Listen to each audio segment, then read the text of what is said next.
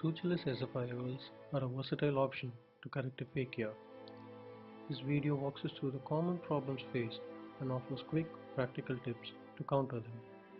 The surgery to fix an IOL to the sclera, either with tunnels alone or by the glued IOL technique, can be explored under these distinct heads.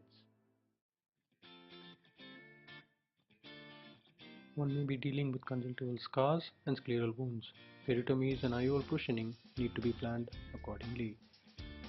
Different instruments may be used to mark the limbus 180 degree apart, either horizontally or obliquely. After making the intrascleral tunnels, sclerotomy ports for vitrectomy are placed.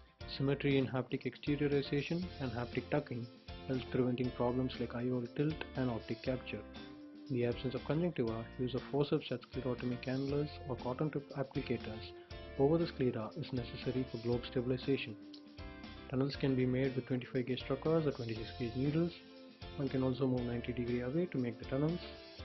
Either the sclerocordial tunnel or clear corneal entry may be used. Making scleral tunnels after placing sclerotomy cannulas or side ports may lead to extrusion and persistent leaks. So after creating the scleral tunnels, sclerotomies are made and complete vitrectomy is performed. Removal of a dislocated IOL, a CTR, remnants of cortex, or a subluxated cataractus lens may be needed before fixation of the SFIOL. Care must be taken as angle and ciliary body damage are not uncommon.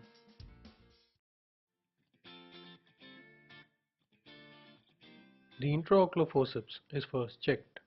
The blades open horizontally when the instrument is held straight. When rotated towards the surgeon, the blades open vertically. The IOL is fed through the snug tunnel and the forceps, which is rotated to make the blades vertical, easily grasps the haptic.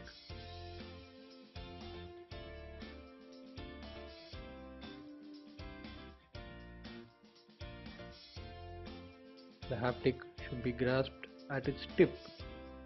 Intervening membranes over the forceps may be encountered and they need to be removed. Air bubbles from the infusion need to be eliminated as they can impede visualization. Use of retroillumination is helpful, especially in case of corneal opacities. The vertically oriented blades can easily hold the haptic side on. On the other hand, attempting to hold the haptic end on with horizontally open blades is a little difficult. The haptic may open on the right due to improper loading, and this needs to be checked. Poorly constructed tunnels may distort the cornea, making visualization difficult. Even if the haptic is not exteriorized, firm hold on the optic allows for removal and reattempting. A bent 26 gauge needle bridging the sclerotomy and the superior tunnel may also be used to exteriorize the haptics.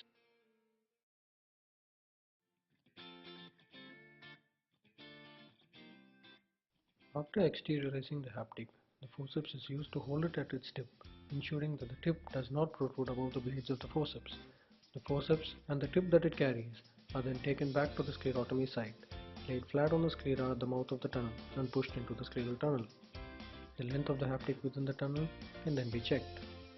One can also use a blunt forceps or move temporarily to tuck the haptic. The tunnel for the IOL haptic may be damaged with repeated attempts at tucking. The second tunnel is then made parallel to the first one.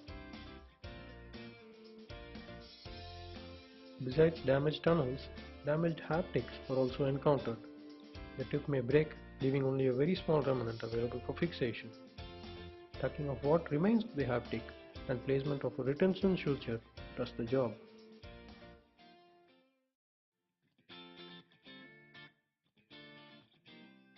Intraocular haptic exchange or the handshake technique is an important maneuver. The first hold outside the eye is at a location such that there is space on the trailing haptic for two subsequent grasps. The second instrument is rotated away from the surgeon so that the blades are vertical. This helps in easy haptic relay. The left hand is gently pronated again while moving the tip inferiorly.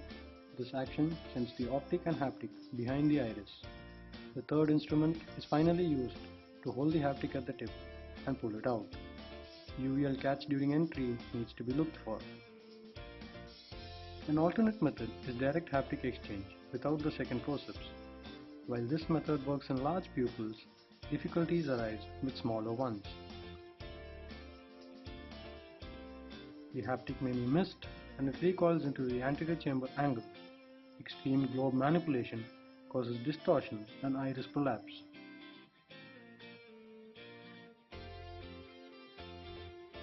You can see the assistant holding the first haptic on the left to avoid slippage.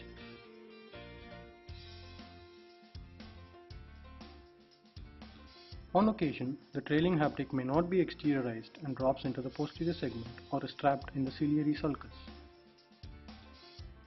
It then needs to be removed using the biome or by using a dialer to visualize the haptic. To avoid this difficulty, some surgeons loop a 10-0 nylon around the trailing haptic to help in case of a drop. Rough handling may also cause the haptic to break, and extensive mobilization could dislodge the first haptic from the scleral tunnel. These should be avoided.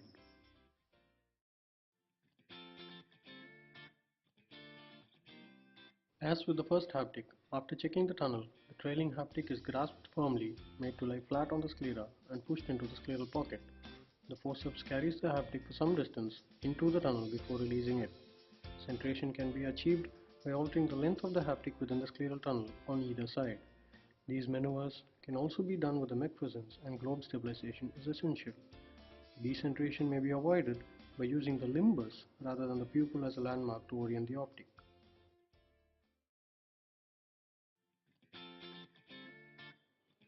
The vitrectomy is used to remove remnant strands of vitreous and blood around the IOL. You may have to secure the tunnels and ports if need be. Conjunctival closure has to be meticulous to cover the haptics. Primary closure is usually good enough, but focal scarring may need flaps to achieve perfection. Long-term haptic coverage is good. The rare haptic exposure is treated by retucking or the use of flaps. Subluxated IOL refixation can be done. They are useful along with trabeculectomy in aniridia or with corneal scars. Good post-op pupillary dilation is achievable.